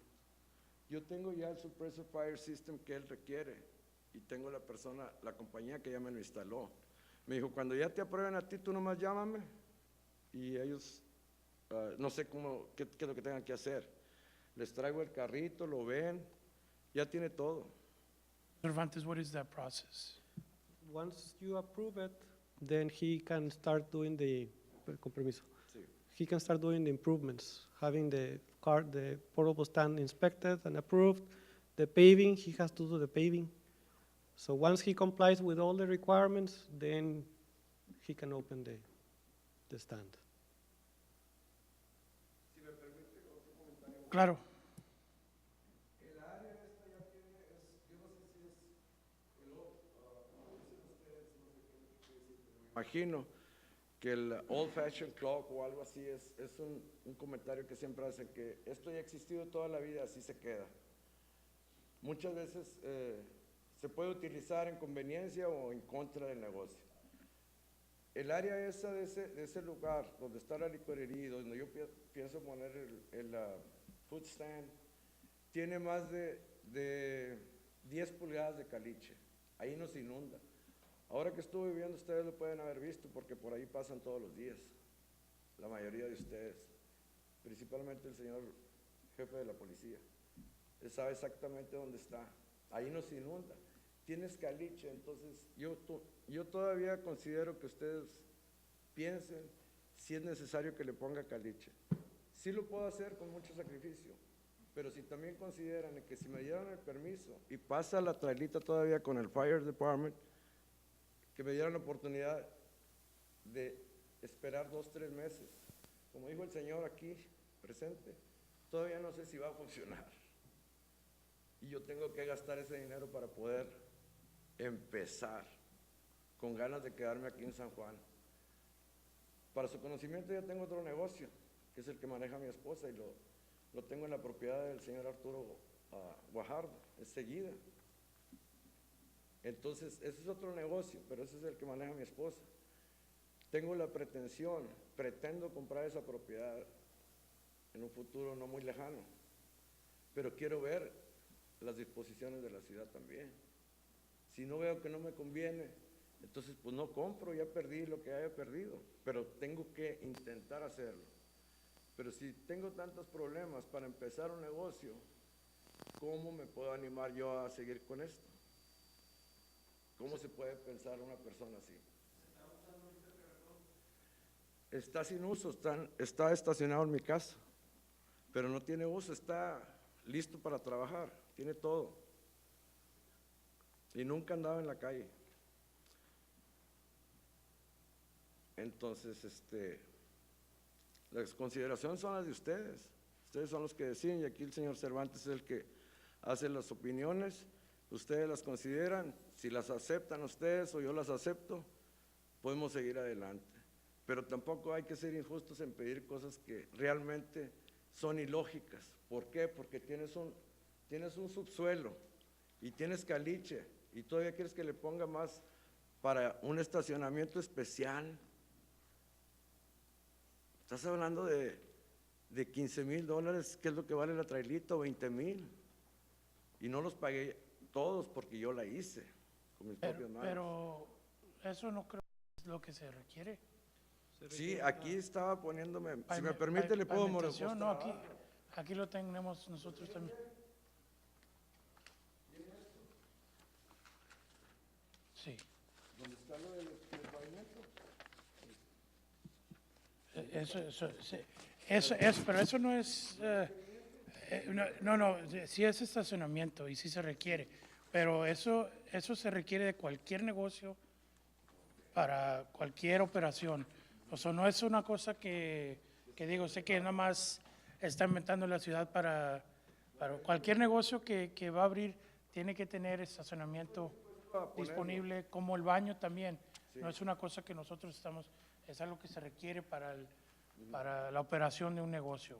El estacionamiento cuando se vende comida. So por eso es que es importante. Nosotros estamos tratando de ver cómo se puede facilitar para que abres un negocio, pero no podemos tampoco salir afuera de las reglas que ya están fijas, ni tampoco darle a usted una oportunidad que no le daríamos a otra persona. O sea, todos tienen que ir Ya hay dos parejitos. trailitos más en la misma calle. Sí, y la otra está en el medio de un estacionamiento y Exacto. tiene acceso a un baño. Y tiene su baño y le prestan la llave. Sí. ¿Cuántas veces hemos visto ahí cuántas personas lo han necesitado? Yo hice una investigación para saber cuántas personas lo habían usado. Y la persona que es la propietaria de ahí me ha dicho, fíjate, Marroquín, jamás nos han pedido el baño. Y no vas a tener ningún mesa, sillas, nada. Pienso que se podría usar, no sé si no se puede usar. A ver, entonces, ¿por qué los demás lugares tienen mesas? The situation there is that we need to stipulate very clearly in this conditional use permit that they're not supposed to allow tables and chairs because then it's classified as an establishment. And there's more requirements. I think we're going to do an investigation on the one there on the corner. Right here, I've seen where he has tables and Yo chairs. pienso que no debe, To go, they were going to pick up food to go. es para ir, no es para sentarte. Lo que está diciendo el jefe es que se va a hacer un porque el permiso que se Yo lo le dio a entiendo ese negocio perfectamente, señor no Garza. fue para mesas. Lo que yo quiero es, la comida mía es para llevar, yo no quiero la gente sentada ahí. So, entonces no vas a tener sillas no- o mesas, ¿verdad? No, no estoy pidiendo permiso para eso, yo quiero el permiso para vender comida para No, llevar. pero yo le estoy preguntando. No, Ok. no necesito mesas. Si las necesitara hubiera considerado decir, bueno, pues voy a hacer un edificio mejor. Y ya entonces, pues tengo que cumplir con todos los requisitos. Este es un food stand nomás, es para llevar. Nadie se debe de quedar ahí. Ya no voy a ser yo quien les diga dónde se coman los tacos, si se los comen en la esquina o a media calle. O en la camioneta. Correcto, o en la cantina donde se los quieran comer. Yo lo que quiero es vender, hacer mi negocio. Obviamente no voy a tener mesas. ¿Por qué? Porque no hay permiso. Si no hay permiso, desafortunadamente, ¿por qué los demás sí lo hacen? Yo no vengo a decir quién lo hizo y quién no lo hizo. Yo quiero hacer una cosa justa y que sea para todos. No porque tú eres fulano y yo soy mangano y a ti te dejo y a ti no te dejo. Pues entonces, ¿dónde estamos? Correcto. Señor Marroquín, muchísimas gracias por sus palabras. Gentlemen, I think we've beat this issue enough. Does anyone have any additional questions? No? At this time, I'll entertain a motion to reconsider the conditional use permit to operate the portable food concession stand as presented. Is there a motion?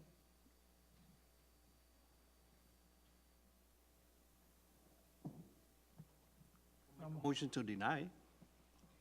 Motion to deny the reconsideration. Do I have a second? Second. Second, motion by Commissioner Suarez to deny, second by Commissioner Mario Garza. All those in favor say aye. Aye. Opposed? Motion carries unanimously. En este momento, desafortunadamente, señor Marroquín, no se aprobó. En este momento no, porque necesitamos seguir con la Junta, pero puede juntarse con el señor Cervantes. ¿Va a haber otra reunión? Puede comunicar eso con el señor Cervantes mañana. Ok. Okay. Gracias. How's that? Moving on. Consider first reading of an ordinance amending the budget for the fiscal year 2013-2014 fiscal year by providing additional appropriation in the amount of $168,968.44 to the general fund. Mr. Gomez? Yes, good evening, City Commissioners. This is a project on lowering the canal on the Zoo Road. It was paid last fiscal year, ending on September 30, 2014. This is a project in conjunction with Urban County. This is a road improvement project that it was originally encumbered with settlement funds money, that it was posted in the utility fund. And this project has already been approved, and we already have paid it, and we paid out of the general fund. And so the city share is $168,968,000 out of the $415,982 of the total project. And so after we paid this balance, we still have a balance of 99,752 available from the settlement fund monies. And just an update on Ronnie, the engineer, that there's be a change order for one of the project of lowering of the canal crossing of Whiting on Eldora and Sergeant Trevino. So this 99,752 might change. And according to the estimates, I think it will be about 70,000. So basically that kind of absorb most of the monies available from the settlement funds. And of course, when we pay that on money, there will be another first reading ordinance amending the budget. And so our recommendation is to approve the first reading of the ordinance amending the budget for the fiscal year 2013-14 by providing additional appropriation in the amounts of $168,968 to the general fund. Any questions? If not, I'll entertain a motion to approve the first reading of the ordinance amending the budget for the fiscal year 2013-2014 by providing additional appropriation in the amount of $106,968 to the general fund. Motion by Commissioner Ramirez. Second by Commissioner Suarez. All those in favor state aye. Aye. Opposed, same sign. Motion carries unanimously. Thank you, Mr. Gomez. Moving on, I believe item 6A, the motion to, no action or table? Okay, so we have to, motion, we'll entertain a motion to table the item. Moved by Commissioner Garza. Second. Second by Commissioner Ramirez. All those in favor state aye. Aye. All opposed, same sign. Motion carries unanimously.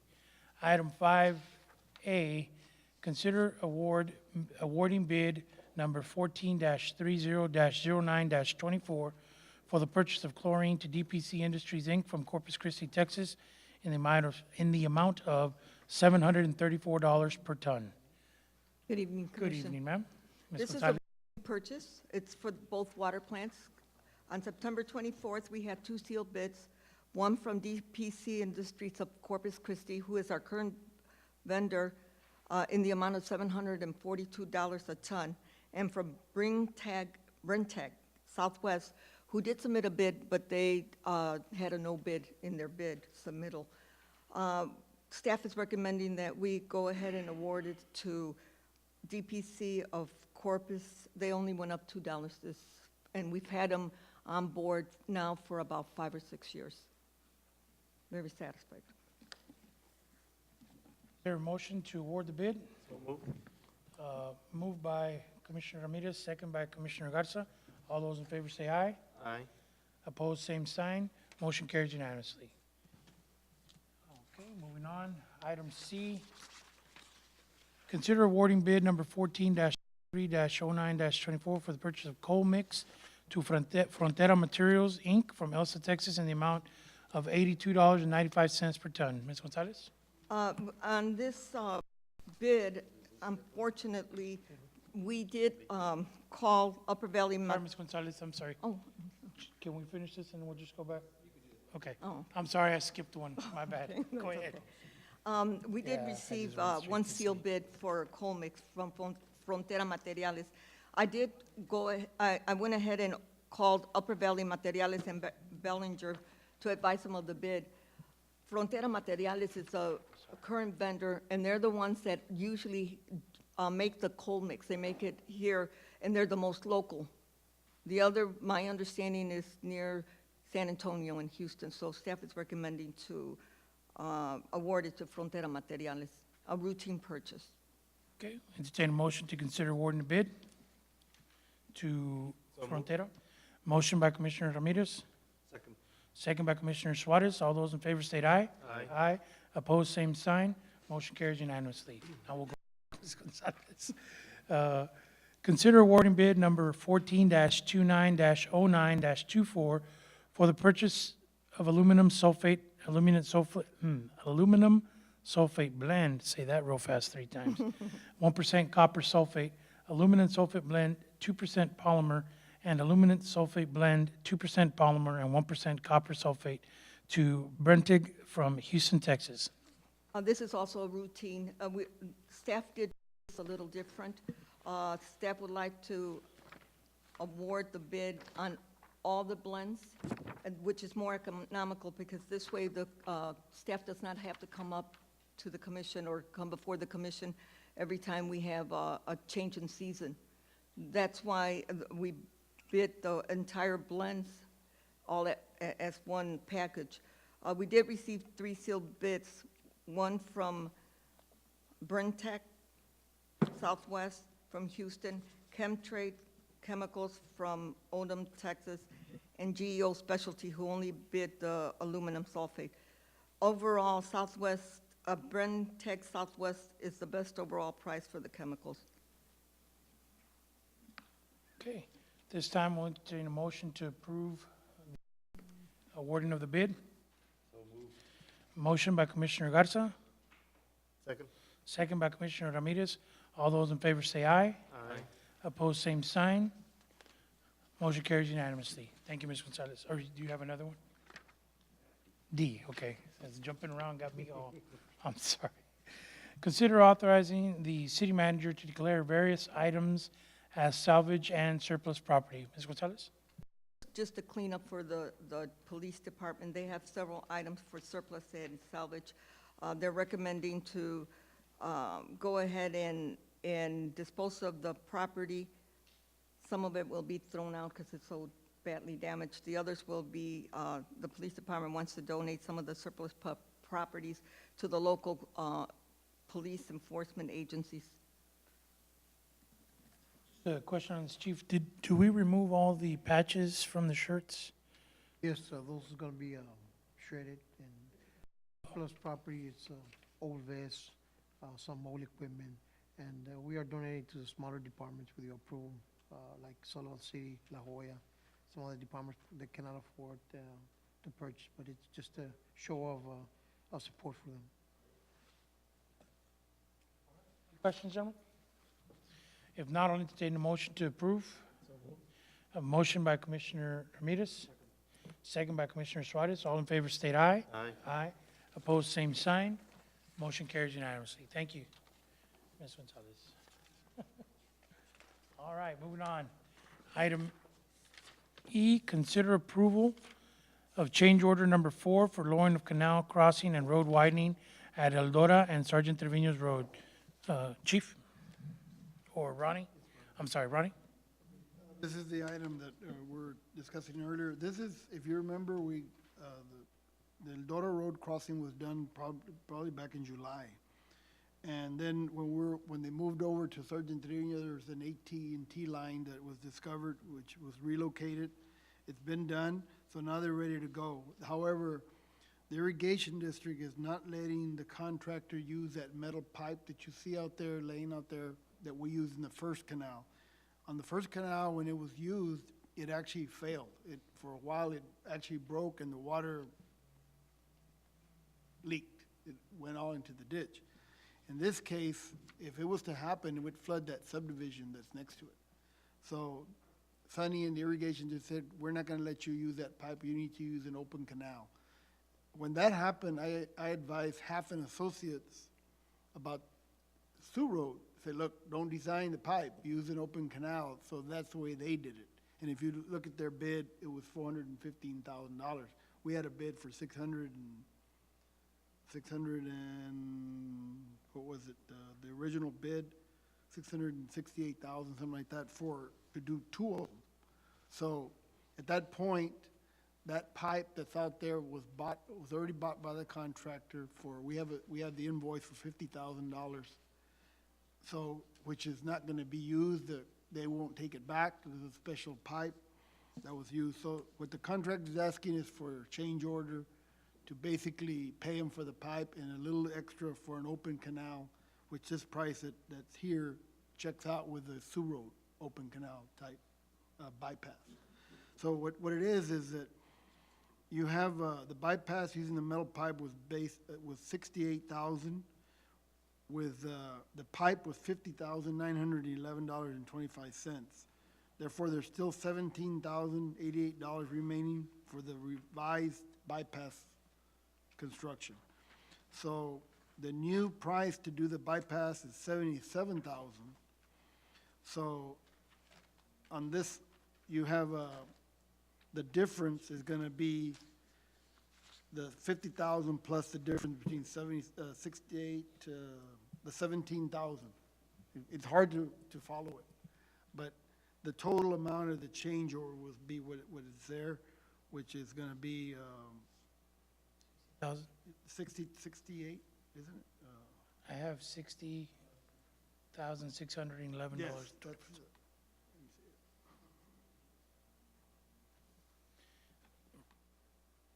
Ronnie, the question I have on this is, wasn't the bypass already purchased? The one that we can't use anymore? pipe? Yes. And what's gonna happen to that? That's the question we have right now, because if you know, on this project, the county funded the first $500,000, 500,000. The city was gonna fund the rest. So the question now is, who owns the pipe? And the county has not gotten back, who actually owns it, because, you know, who paid for it? Obviously, the contract's with the county, but I don't know who it belongs to. If they say, well, it belongs to the city, what are you gonna do with it? Well, I think at this point, one of the things that we talked about was the fact that this pipe failed. Well, it's, Not this particular one, but the very similar one failed at another site, and that's why we're doing this whole change. well, and see, there's also a difference here, which irrigation district basically calls the shots, is that in this ditch, in this crossing, there's no other source of water. In other words, at the other one, there is a 42-inch pipe buried next to the canal. So if this is to fail, there's still water going around. In this case, in Sargent Theory, there's no other pipe. If it fails, there's no water to the farmers, plus the water plant on Owasa that belongs to North Alamo. So they changed a little bit of the parameters as we're going, and really can't do nothing about it. The ditch is theirs, the canal So I is guess, I guess the question is the provider of the pipe won't take it back? No, they won't take it back.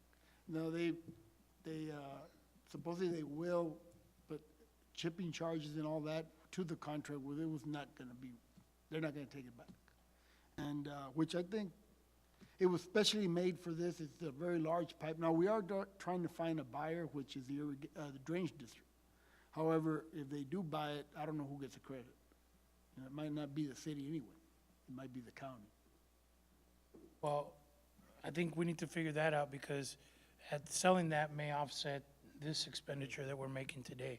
And really, that's the connection that I'm trying to make, is that this expenditure was made for this pipe because we can't go with that. Now we have to change to this.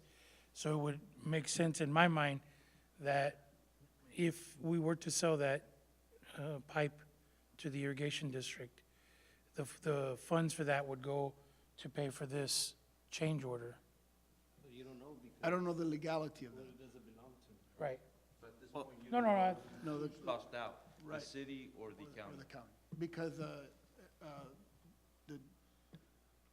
the Tito's office was supposed to look into it, and they haven't yet, as far as I know. Erica Zamora, she's in charge of this part, and we've been trying to see, she's going to the attorney. Okay, if And there that is was, a credit. and who that does it was gonna belong be my next, I guess my next recommendation then is for legal counsel for the city to review and make a recommendation as well. How much is that pipe? How much do we pay for it? 50?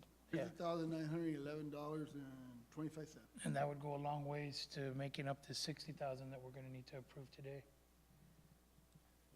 Now, I think in my opinion, we need to proceed, we need to get it done. Sure, absolutely. And, whatever, figure out who owns that pipe, if it can be sold.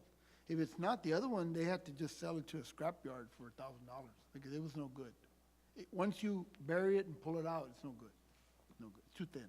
And it is a type of pipe that leaks a little bit, at the joints, All right. Anybody have any additional questions? Legal counsel, you'll look into that? I will look into that. Appreciate it, thank you, Gilbert. All right, any more questions? At this moment, I'll entertain a motion to approve the change order as presented. Moved by Commissioner Suarez. Second. Second by Commissioner Ramirez. All in favor state aye. Aye. Opposed, same sign. Motion carries unanimously. Moving on to item F, consider resolution in support of a hospital district for Hidalgo County. Mr. Rodriguez?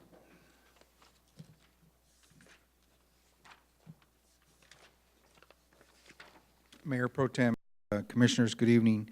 The resolution before you is part of a discussion that happened back a few weeks ago where we had a group of folks come in asking for support of this resolution for the hospital district. I do not have it before me, but it's there before you in your packets, and this is at the will of the commission to support the resolution. This is a presentation that I believe Mayor Sanchez brought to the commission, and it's just up for your approval or denial.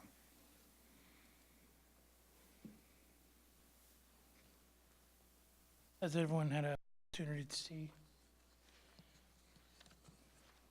Any questions or comments? If not, I'll entertain a motion to approve the resolution as presented. Actually, I'm sorry. Let me just back up. Legal counsel, on this issue, and I just remembered this, when we were at TML this week, this last week, we were in Commissioner Suarez and I were in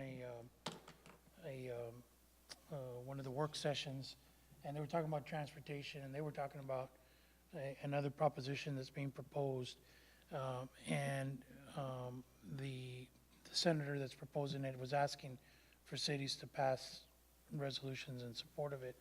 And then TML council came up and said, make sure you check with your local council because there's been, issues about cities supporting, ballot initiatives and things of this nature. And so, I don't know if that's something that you've had a chance to take a look at or review or look over. I just want to make sure that we're not, if it were in fact to be approved tonight, we wouldn't be getting ourselves into any issues over passing a resolution in favor of a ballot initiative. I have not had a chance to review it. No, Mayor Pro Tem, I want to speak with your coming to what they were concerned with, that the city not spend any money to support this. Okay. So we can pass a resolution, we just can't financially.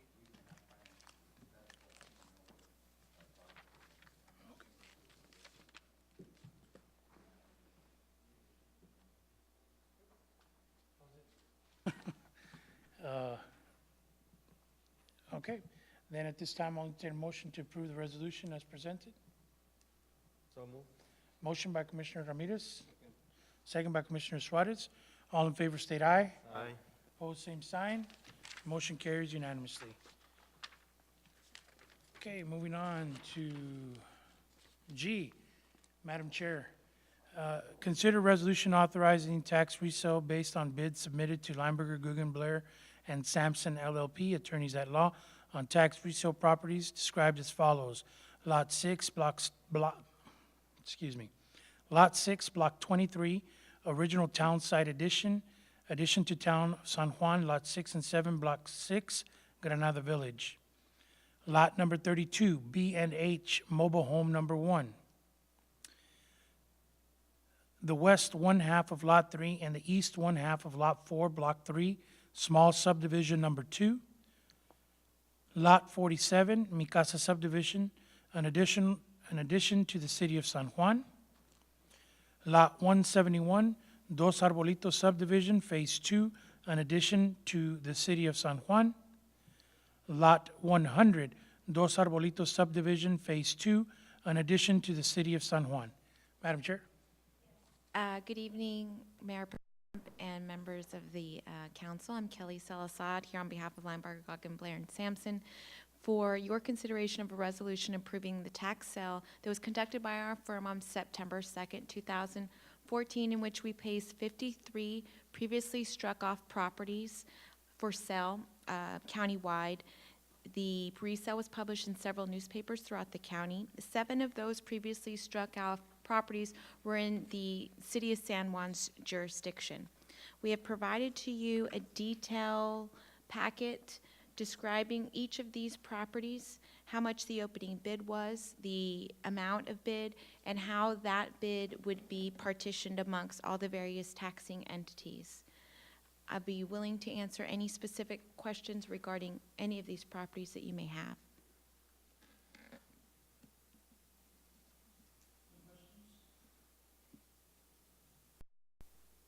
Not, I'll entertain a motion to approve as presented. Motion to approve by Commissioner Garza. Second. Second by Commissioner Ramirez. All in favor state aye. Aye. Opposed, same sign. Motion carries unanimously. Thank you. Very Have a good much. evening, Have a ma'am. good evening. Okay, moving on, item 6A, consent agenda, approval of minutes of September 23rd, 2014. Has everyone had an opportunity to review? Any questions, comments, or concerns? If not, I'll entertain a motion to approve the consent agenda as presented. So moved. Motion by Commissioner Ramirez, second by Commissioner Suarez. All in favor state aye. Aye. Approve, same sign. Motion carries unanimously. No, ahorita no se permite, disculpe. Ya vamos a terminar. Si quiere puede hablar con nosotros individualmente. Okay? At this time, I'll entertain a motion to adjourn. So moved. Moved by Commissioner Ramirez. Second by Commissioner Garza. All in favor state aye. Aye. Opposed, same sign. Motion carries unanimously. Good evening, everyone. Thank you all for being with us. Staff, have a good night.